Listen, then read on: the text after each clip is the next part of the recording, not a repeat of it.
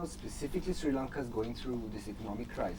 Yeah. And it seems the main solution is, in the short term, is to get tourism. Yeah. Yeah. Right? Remittances and tourism. Yeah. The remittances has its own problem because you're literally shipping people off. Yeah. Low skill, high skill, doesn't actually go away and send us your money. Yeah. But on the other side, yes, I get it. We have to attract tourists. We need the short-term foreign currency inflows. Yeah. But if we're going to damage this product, Exactly. and the other thing about traveling is you spend a lot of money. You're going to go somewhere. In a couple of years' time, if you have that choice, you always spend that money to go somewhere new. Yeah. Yeah. Unless that experience was So something good, yeah. spectacular where you like, Exactly. I really need to go again. Yeah. And do you see that happening in Israel? Do you think there's a lot of people who come here and think, I can't wait to come here again? Or is it just sort of like, oh, I've seen it Thankfully, and I kind of feel like yeah. the product isn't what I expected? Thankfully, up to now, based on everyone we speak to, They all want to come back. they all want to come back, and that is primarily because our people are so warm and Yes. so welcoming. That is the experience here. That's And- why we and keep telling also, people that we have to focus on. Other than the main tour, the routes that most agencies kind of promote you to visit, I think now when we post videos on off the beaten path activities and new locations, we always get messages saying, oh my god, I came 10 years ago, I had no idea this existed, I'm planning another trip, I'm definitely going to try some of these new things. So as you kind of showcase the other aspects and the other beautiful places to visit, people realize that there is more. If they think that it's only the usual, like Anuradhapura, Yala, Cultural triangle. Yeah. cultural triangle, then there's nothing much. But there is more. Yeah, Definitely. and that also what we see is like, so tourists who come and do that standard tour with a travel agent, they are going to be exposed to that same thing and only be told about those specific areas. Yes. But tourists who come by themselves, our generation, and who go and they might spend some time in Valigama, surf there, and then they'll meet other tourists who said, oh, we were in Galloya, Yeah. oh, we were here. Yeah. Then they take on and they learn so much more. Yes. That's, for us, that's why we keep exploring Thailand, because every time we go there, we find someone else who tells us about a new place. And It's we're a like, huge oh, wow. country, yeah. Is it? But Sri Lanka also, even though it's We not have as big as movement, Thailand, yeah. has So so much, much of an offering, right? And- All around the island. Yeah, regarding what you said that in the short run tourism is the way forward, we're not saying that people shouldn't use tourism as a way to make a revenue in the short run, but we're saying rethink the way that you use tourism. Like, so what can you offer that's not harming the environment? In fact, you're using your environment as a strength. So if Right. you're in a village, don't destroy the village to make like rooms and make it modern and Make put a mall out of ACs it, and yeah. all. Yeah. Instead, like, do a use the service culture. around. Yeah, use the culture. Get the villagers to come and cook, do a home cooked meal. Show them how you make your rope. Show them how you do Right. your coconut oil, what you cook with, how you grow your food. And the global trend with tourism is that people are moving away from mass tourism and wanting to come and stay. There is still, I mean, even we would like to go and stay in once in a while, but people want to come and experience culture. And we are lucky that our culture has been preserved and is still an integral part of our society. We can use that, and then that way we are preserving our culture and our traditions, and we're also using it in a very unique way and like sustainable way. Sustainable way of earning revenue also, Earning right? revenue, Because you're yeah. not you're And we not can take destroying. pride in our culture as well. We don't have to Right. like destroy it and put it aside for Western culture and Right. think that that's what people. They're already coming from New York. They don't need to like see like another Starbucks another or city whatever, building yeah. in Valigama. You Yeah. know, they want to see something completely different, and that's what needs to be communicated to the stakeholders in those regions, because that's what they believe.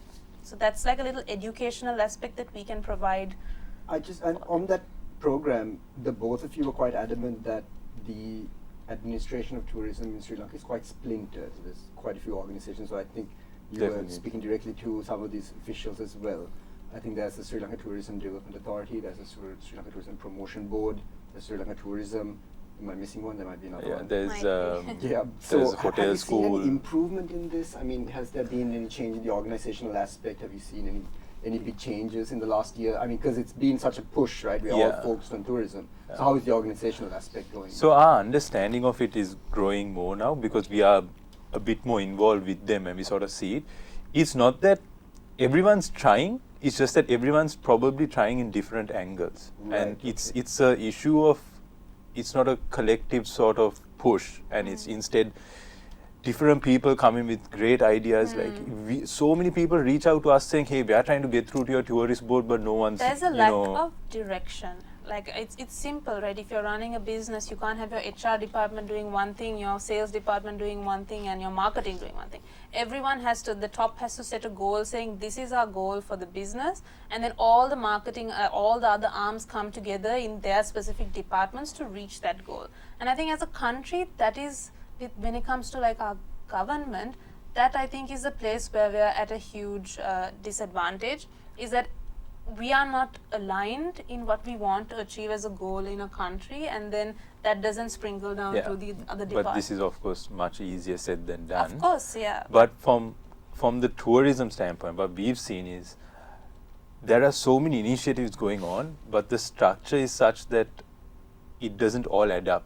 And unfortunately what does happen, and what we keep telling them is, look, every time you all change, everything is going to change again.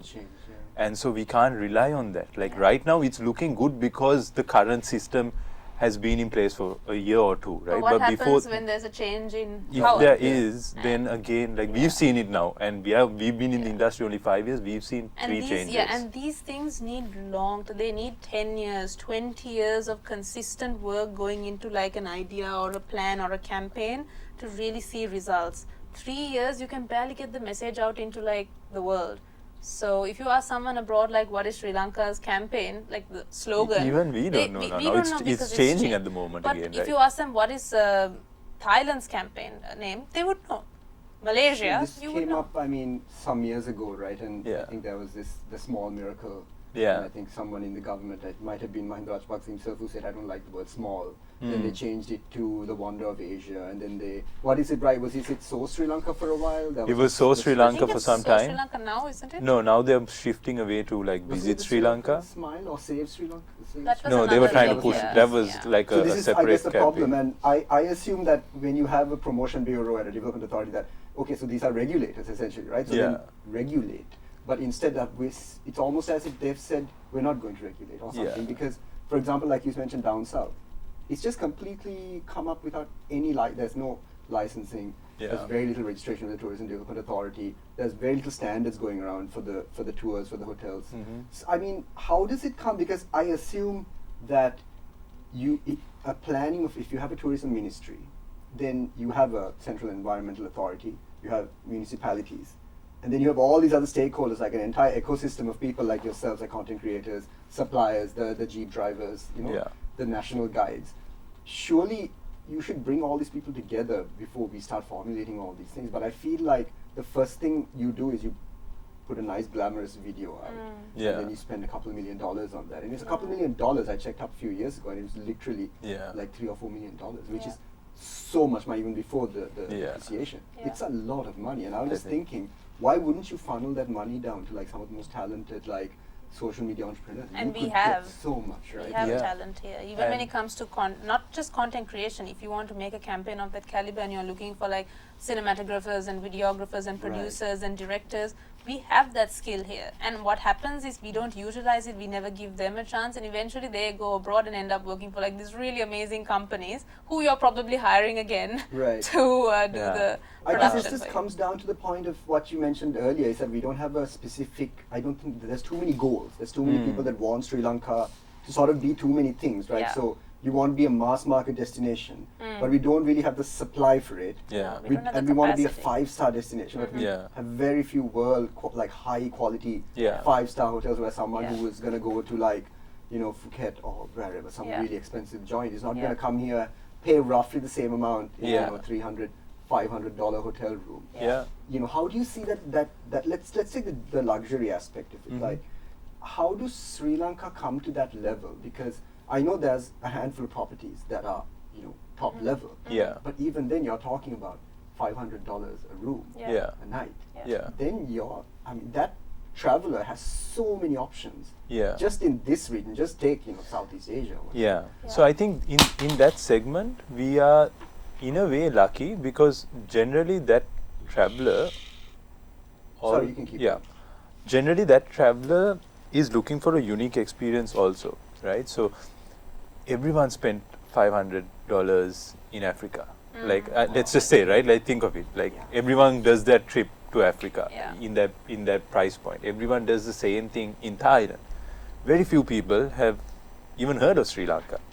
So we have that advantage that we are still lesser known, lesser explored, Yeah. which is something that we definitely should tap into at this point. Yeah. And at the same time, we also have really good offerings that are very unique in the sense, like for example, like Resplendent or Teardrop, like, you know, where we are utilizing our history, these colonial bungalows it's and things beautiful. like that, and offering a really high quality service that you would have to be manufactured in other countries. Yeah. But here it's a part of that. And completely unique to Sri Lanka because it's completely wrapped Yeah. around our culture and our environment and our unique history. Yeah, I But think where we fail, and I feel might be controversial to say, but I feel where we might struggle is when we try to compete like at those 5-star hotel regions, because if you compare one of the big brands here against one of the big brands in like Thailand, then you're going to obviously see a problem, because in Thailand you go to one of those hotels and then the entire ecosystem around it is sort of enabled. Yeah. You have the malls, you have But the brands. it's such a big country, Thailand, that they can dedicate zones saying, look, here we will have super luxury hotels here in Phuket, and that area, if you go and look at Phuket, for me as a tourist, it's not desirable to walk around the streets of Phuket. Like, you can only stay inside the hotel. Yeah. And then you have other regions where if you're a budget traveler, you can go there. But I think my personal qualm with Sri Lanka is that we are, and like people who talk about tourism in Sri Lanka, is we are constantly talking about, look at Bali, look at this country, look at that country. Why can't Sri Lanka be like Dubai? Why can't Sri Lanka be like, because Sri Lanka is Sri Lanka. And I think we have this attitude of like always trying to compare and be like other countries, when what we have is a very unique country with 2,500 years of its own history and like a very unique environment and culture and all of this, like it's a melting pot of diversity. Why do we need to be like other countries? Right. We need to look at ourselves and think, why are tourists choosing to come to Sri Lanka? And like we need to do like surveys on this possibly and find out why, and then talk and then build our tourism with that at the core. And like that would give us such a unique product that can't be emulated anywhere else, and you'd have to come to Sri Lanka for that experience. We have that capacity. We are not even exploring There it. are We are people constantly trying to mold Sri Lanka into something else. Why would you want Sri Lanka to be like Dubai? Dubai is great to go to Dubai, but Dubai is that way because there's nothing else there. You have to spend money to enjoy, and that's a great place to go and do that there. But you don't want to build that here. That's not, and even when it comes to developing Colombo, we don't need Colombo to be like New York. New York only has that consumerism aspect and the big lights and the big skyscrapers. But Colombo, we can have one side of Colombo which is, yes, like, you know, beautiful and new and skyscrapers and modern. But when you look deeper into Colombo, there's so much history, colonial architecture, historical components, and just walk around the alleys and you see so many beautiful things. That is something we need to capitalize. That's something most big cities don't have. So, and Colombo used to be one of the greenest cities, I think, in the world. So those are things that we can capitalize and market on. So as you can see, when it comes to any aspect, Sri Lanka stands very unique in its own, on its own 2 feet. It's just that we keep chopping them off and trying to make it look like some other city.